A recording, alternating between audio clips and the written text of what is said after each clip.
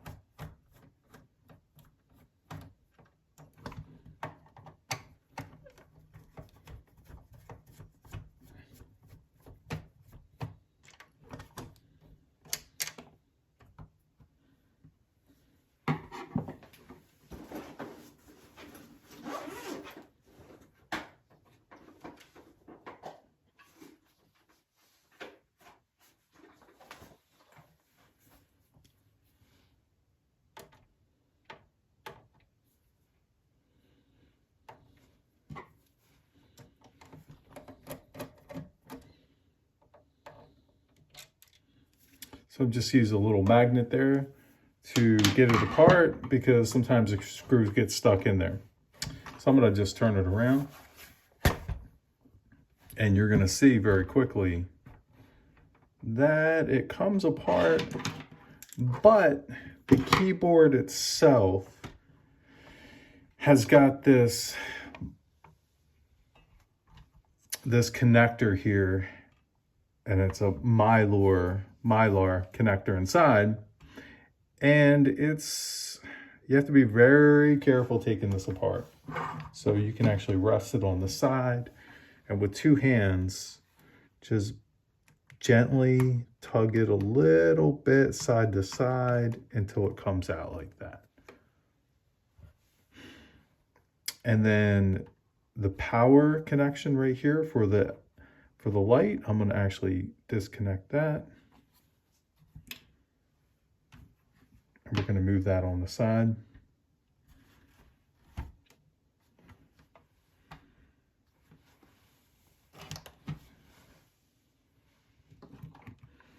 And we're going to put the keyboard in the front here.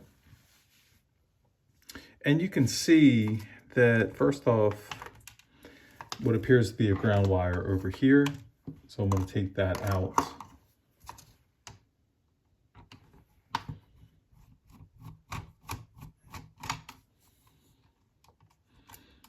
And my plan at this point is to basically take apart this keyboard and this plastic membrane underneath. I'm going to test the connections. So these connections right here actually look pretty good. So I don't see a problem with them at all. And we can actually take a multimeter and just test the edges here, and just to check to see if it's working correctly. So I'm going to take out my multimeter just to show real quick what we can do. And I'll check to make sure it's on continuity mode. And I can check the edge here and check farther up to make sure they're all connected. And as I go through each one, they're all good. But this is a quick test you can make just to make sure your connection is good going into it, the keyboard input.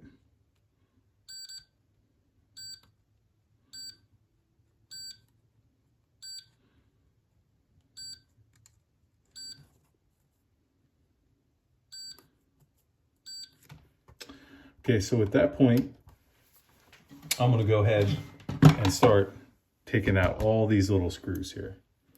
So you'll need a really small screwdriver for that.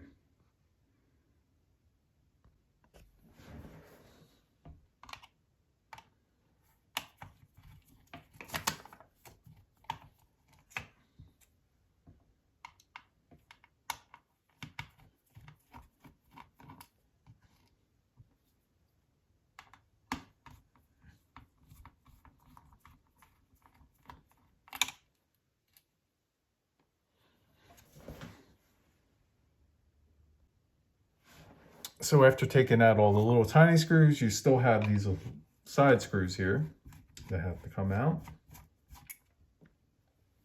And I'm going to keep these a little separate because these are actually a different size.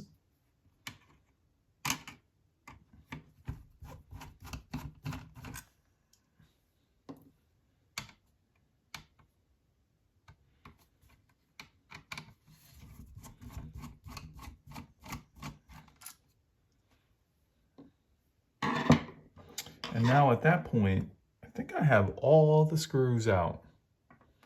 So I can lift this up very gently and just make sure nothing is in contact below it. As you can see, it's like a plastic membrane.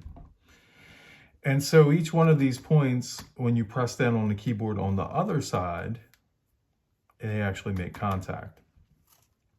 But of course, what happens over time is the contacts actually, they get dirty, or they're, for whatever reason, you losing contact. And one of the first things to do is just simply to clean it. And I'm going to clean it with some alcohol. And I'm going to gently get the keyboard apart. And just, this keyboard membrane is very fragile, so it can very easily break. And if you break any part of it, it's going to be a problem to try to get it working again. But as I take it apart, I can kind of lift up, and there's these little plastic holders in here, so you have to be careful.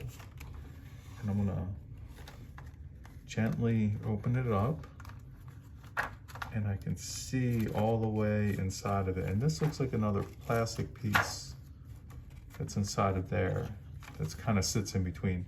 So that's how it basically has enough space so this contact part isn't constantly pressed against the other side, which will feed back through the Mylar and go back in to the input of the computer and send that signal. So I'm going to move this little piece out, and I'm going to just clean the inside of it. And I'm going to probably just maybe use a very nice smooth cloth, some alcohol, and probably some Q-tips. I don't even think I want to use a toothbrush on this, because this could be a problem. So I'm just going to spray some on here, and I'm going to actually just go through and clean these contacts here.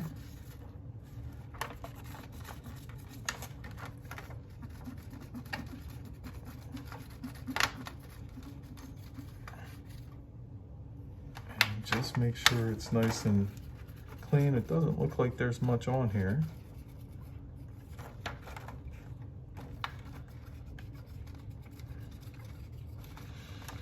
And all the traces appear to be here, so you can see the little traces around. If any of those traces are broke, I have a silver conductor pen that I can actually use to retrace them, and it'll actually work. The main thing that you really don't want is for this plastic to snap, especially in any part where it's actually where the conductive paint is on.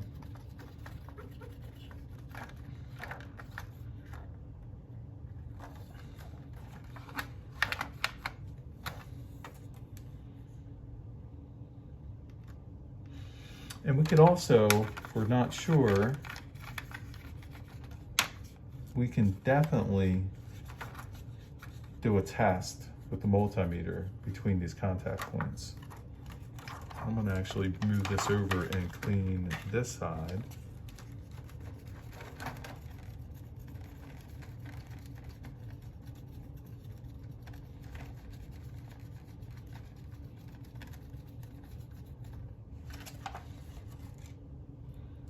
Put some more alcohol on here. Just gently go through each one of them.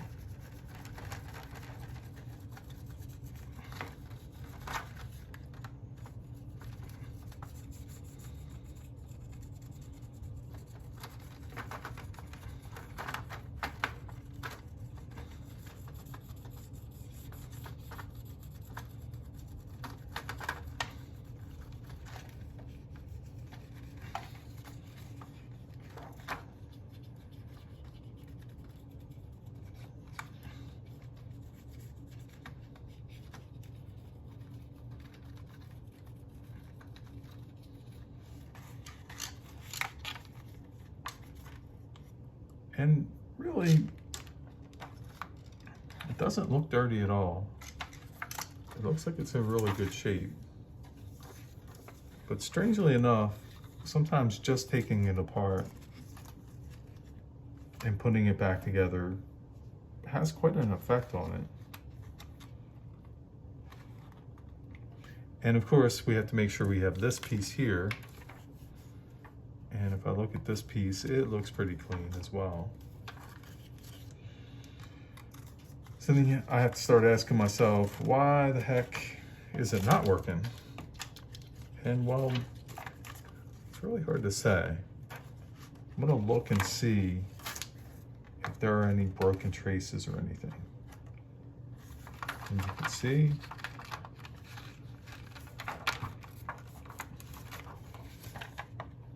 that it looks pretty clean. Doesn't appear to be any traces broken on it. Perhaps right here, we could actually test some of these points. So for example, where it goes from this upper plastic piece to the lower plastic piece, I'm gonna actually take the multimeter and I'm gonna test. Put it in continuity mode and check to say, hey, does the trace actually go to this lower end from the upper end?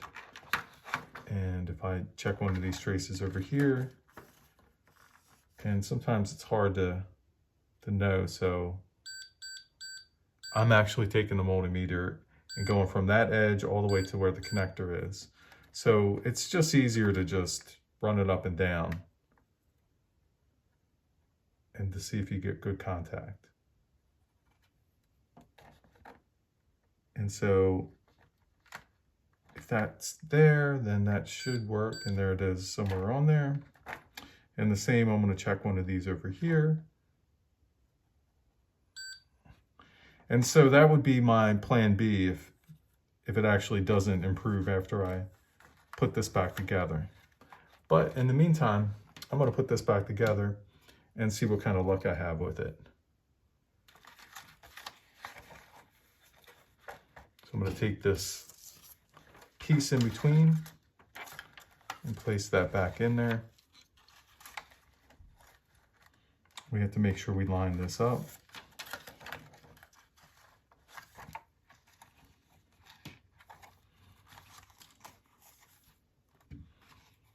And the good thing is the way they have this configured is when you actually put it back down, you'll see that it has to line up or it won't go in to these little plastic holes that they assembled here. So you can see already I have it the wrong way.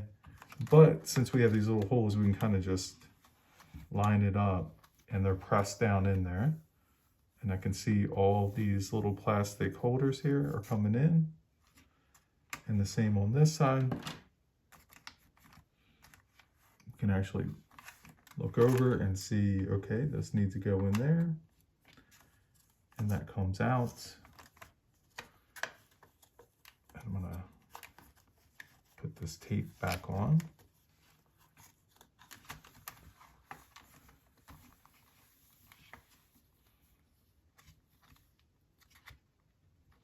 So it looks like it's aligned. So I'm going to go ahead and put the metal shield back on.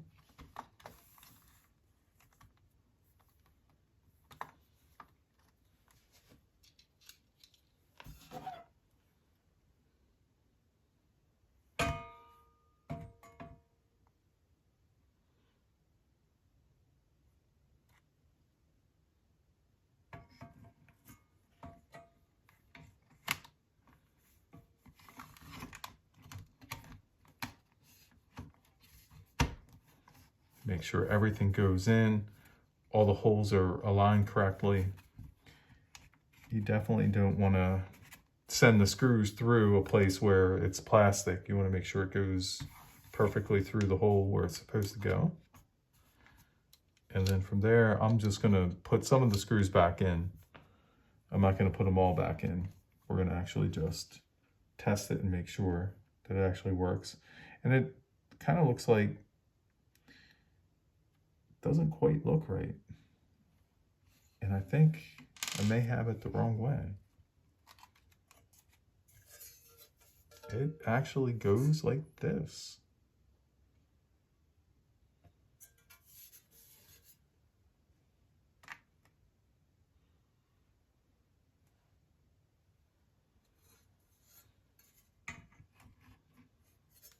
Well, maybe it,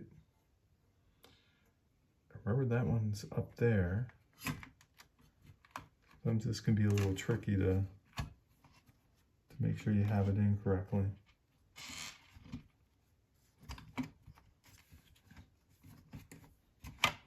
Okay, so I just have to actually hold it down some.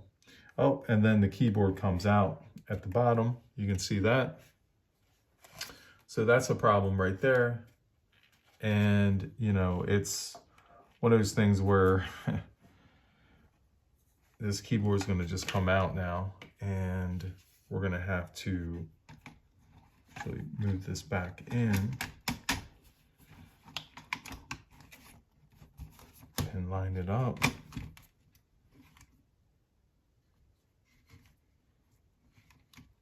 Take this off again.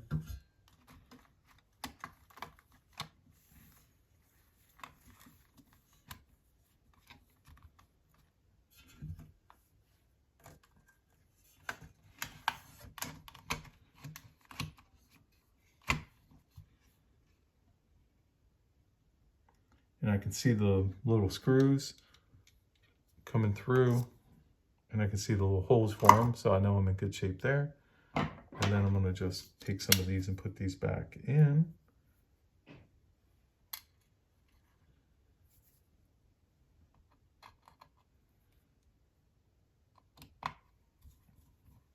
Like I said, I don't need to put all of them in because I want to really check to see if it makes any difference, but I need to kind of finesse it where I just have just enough where it's going to make a difference, and make sure that it has enough pressure on it, but not too much. But we're going to go ahead and put some of these back in.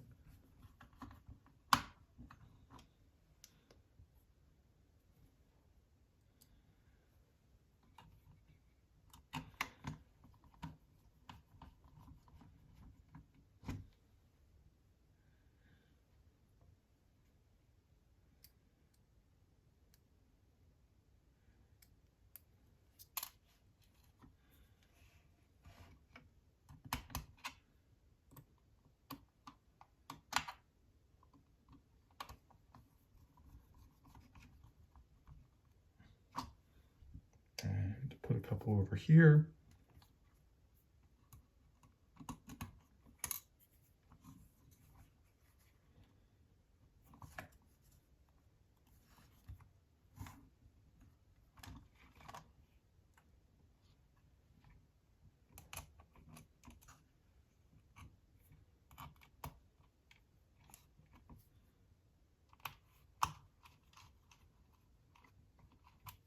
It doesn't look like this side is actually incorrectly because of the fact that And actually coming in, and I'm kind of sliding it over a little bit to make sure it's better lined up.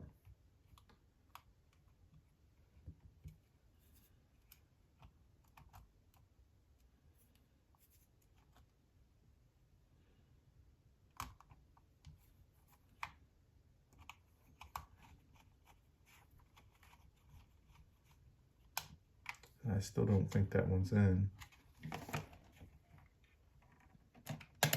And so this little option pad here is kind of a little tricky. It kind of gets out of line. So it can be kind of a joy trying to get it in there.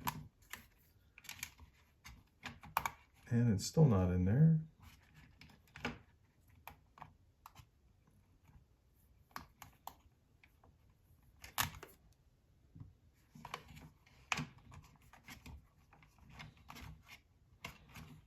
So what I'm going to do is I'm going to actually try to get one more time, try to get one in.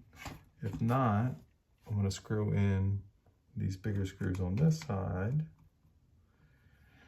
And I know it'll probably be a little dicey, but we'll see if we can get it just good enough so it'll be secure in there.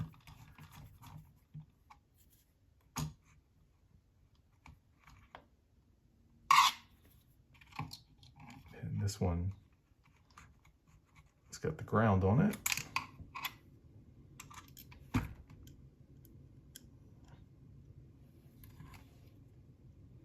Put it through the ground.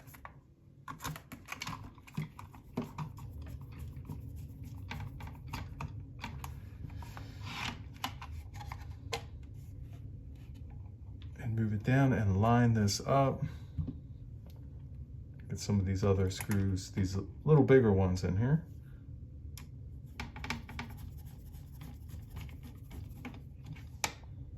Okay, so I got two over there, and I'm going to line these up on this side and screw these in as well.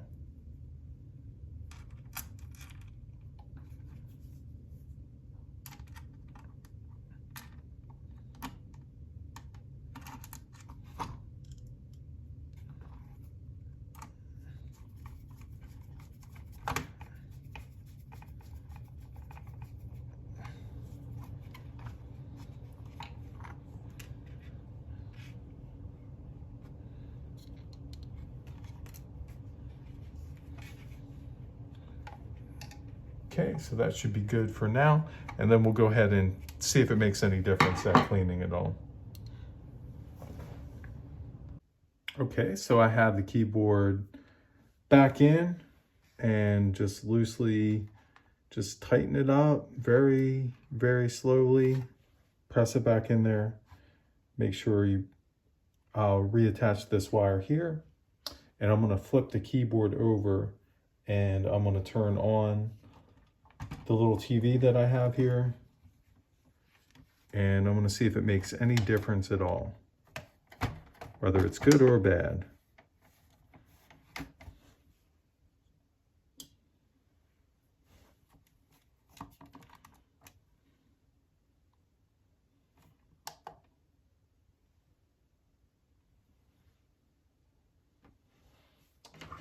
And I'm going to plug my little power on here. My Atari.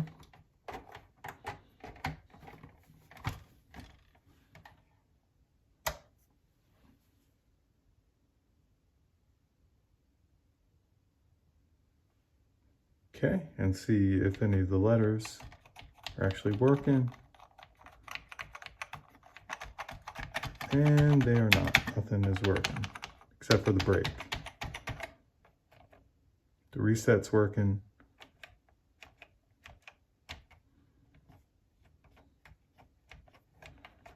So it looks like it still didn't do anything that I was hoping for. So my next thing is I'm going to actually take the membrane out and basically just press on it while it's attached to see if it's making any connections at all. So the brake is the only key that's working, and my little side keys here appear to be working for the most part. The reset seems to be working there. Okay, so let's take it apart again and take a closer look at it. So the next part I did is I actually took the membrane completely out, and I'm going to plug it directly in just to test to make sure this actually works, to see if the problem is the membrane or just the contact between the membrane and the keyboard. So let's try that. So I have my little membrane here and I have it plugged in, as you can see, and I'm flipping it over so it kind of faces the way the keyboard normally would. And I will turn this back on.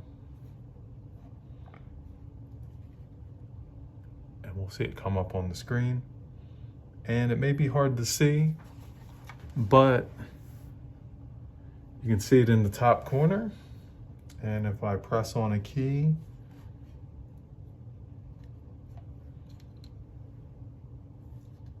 I'll line this up, make sure it's lined up. And it definitely looks like the membrane is working. So I'm going through each one of the numbers. Yeah, and so far that appears to be working. That must be like a tab.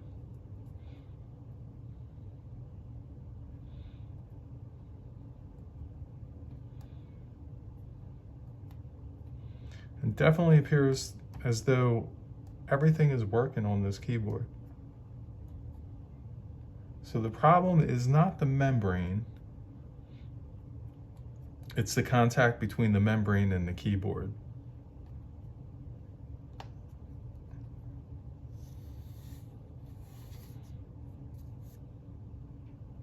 Yeah, and even the space works.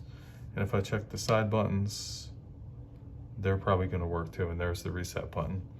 So yeah, so everything appears to be working as far as the actual membrane.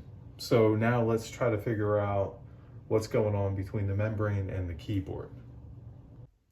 And one thing I noticed was right away, once I flipped this keyboard over, accidentally, all these little springs came out. So there are these tiny little springs that go into each one of these key switches. So I'm going to have to put these back in and then try to reassemble it again. So looking at these little switches, and inside of them are these little springs here. And these little springs are actually, probably over time, they're probably compressed a little too much. So I'm kind of stretching them out a little bit. And then I'm placing them back into these keyboard switches here. So each one of these, I'm gonna just stretch out a little bit and put them back in. And now they're raised up a little bit, just as an experiment. And now I'm gonna put the keyboard back together to see if that made any difference.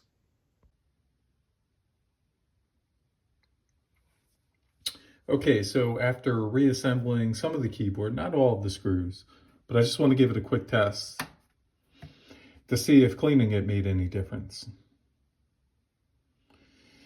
And it doesn't repeat the one key anymore, but we still have the problem that none of the keys are working.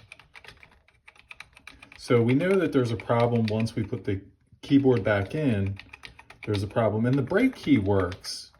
And the reason why is because the break key is going by a different pathway on the membrane. So I think that's the reason why the break key is working. And the option keys on the side are working, but everything else isn't. So I'm starting to suspect that there's a problem between these connections and over here. And I almost think that one of these keys is just being pressed constantly, even though it doesn't look like it is. So I'm going to take it back apart and try to do a couple experiments to figure out what the issue is with why these keys don't work when we put it back together. Okay, so I took the membrane back out of the keyboard, and I'm going to try to just run a couple little experiments to see if I can replicate what the issue is when I put the keyboard back in. So I'm going to turn the computer back on and flip the switch for the channel selector. Sometimes it gets a little fuzzy. Probably have to use some deoxit to clean that. Now, if I take the membrane, you can see that the key presses are still working. And I'm guessing the problem is over here, that some of these channels, or actually some of these options, they're being pressed down. So let me press down the bottom option button here. And when I press that down, can I press a key? I can, okay. Let's try another one. Right, that's working. The center one, those key presses are working. How about, and let me make sure, actually I have this inner membrane lined up correctly. So they're actually touching.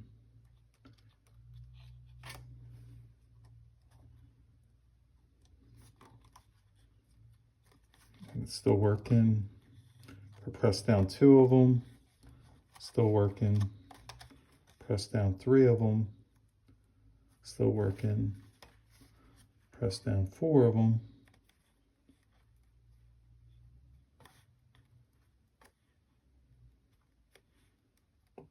Still working.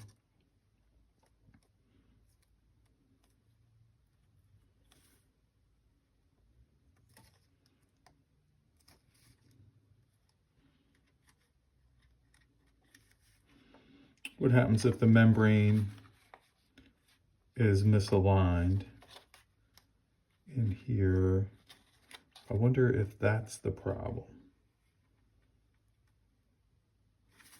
I wonder if this inner membrane is actually being misaligned when we put it back together.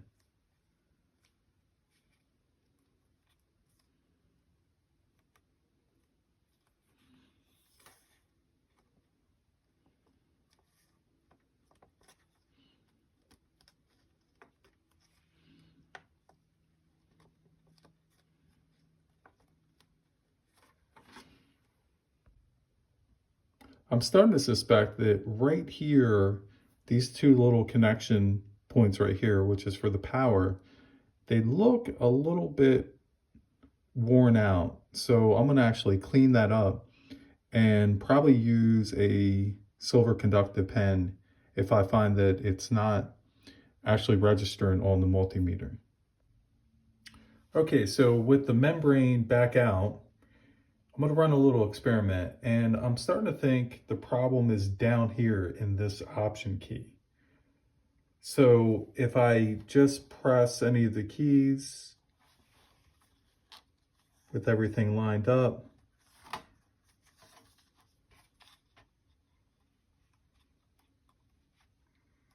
you can see that it works. Now the problem is this right here down in the corner. If I hold this down just right, you can see none of the keys are working. So there must be that if this is pressed on the option pad, then nothing else will register on the keys except the break key. And the reason why is because the break key, it goes on the outside. So it's like not going through these options right here. And so I think that's the problem. I think what I'm going to do is try to lift this up, this bottom plastic piece here. In between here, on this side right here where this little circle is, I'm going to actually first cover that and then just test to see if I put the keyboard back on, if it actually works. And if it does, then I'll go ahead and try to figure out a way to pad this some more to see if that will actually help. So what I'm going to try is just I'm taking a piece of black tape over that cutout right here, which is for that bottom option key. And I'm just going to tape it over, put this back in, and put the keyboard back on, and just see if afterwards all the key presses work. If they do, then I know it's just that contact right here, and I have to figure out a way to lift it up from there. Okay, so after tinkering around some more with it, with this keyboard, it's kind of interesting because if I take the keyboard off and I just pressed on all the different contacts within the Mylar, it works perfectly fine. But as soon as I put any screws and put the metal backing and the keyboard on top of it, nothing basically works. And so what I started to do was just kind of tilt the keyboard a little bit here and there. And I was using this here. And I thought at first it was up in this corner. And to a certain degree, if I move it underneath and just gently get in, then it'll start working. But it's the same with this corner here. And so I'm going to hit the little reset button here. And what I'm going to do is I'm just going to take this little piece of plastic that I taped together. And in the bottom left, underneath the shift, if I just lift up a little bit and just kind of lift it there. And then at that point, start pressing on the keys. And everything seems to be working. So my guess is probably that the keyboard is slightly bowed. And that's the reason why it's having so much trouble. But everything is working from the best I can tell. And even if I hold down the shift, it seems to be working. Capital letters, break, everything that I can think of is working. So I would have to guess the actual keyboard itself is slightly bowed. And probably what I'm going to do is kind of like a little gap measure, is basically just find something to put in one of the corners. It could be in this corner too that I can do the same thing. I haven't done that yet, but let's try that. So if I take this out and I'm going to reset it, and nothing's typing, and just right in the corner here above the escape, let me see if it effectively does the same thing. And it does seem to do the same thing. So I would venture to guess the keyboard is slightly warped. And so I will probably have to put the keyboard back together and then kind of find something to prop under it. And this isn't inside the plastic. It's not within the contacts. It's on the outside. So it's just the keyboard and then the plastic Mylar. And this sits between the plastic Mylar and the keyboard. And it appears to work once I kind of wedge it a little bit. Now, just as an experiment, I'll try this side. Just try to eliminate that it's just not any corner. So I'll lift up here. Okay, so that doesn't do anything. How about over in the bottom right corner? Does it do anything? And it doesn't. How about the very bottom under the space bar, if I can fit it in there? Nope. So it just seems to be this corner. If this corner is slightly lifted up on this side, it seems to fix the issue. And like I said, I'm kind of guessing maybe the keyboard itself over the years got bowed, but that's just a guess. So I'm going to try to reassemble it now and then just try to, almost like a chair that has got one leg that's a little bit shorter than the other one. So I'm going to kind of just put something under it so it doesn't wobble anymore and see if that helps.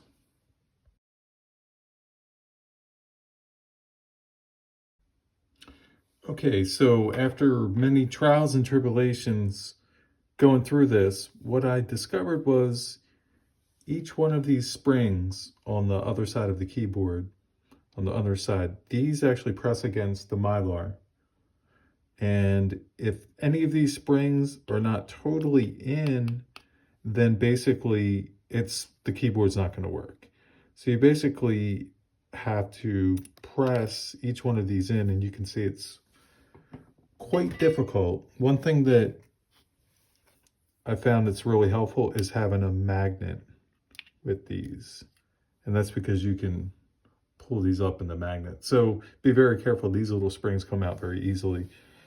But when I started to go around and basically press all these magnets down, then I started to notice that the keyboard started working without issue.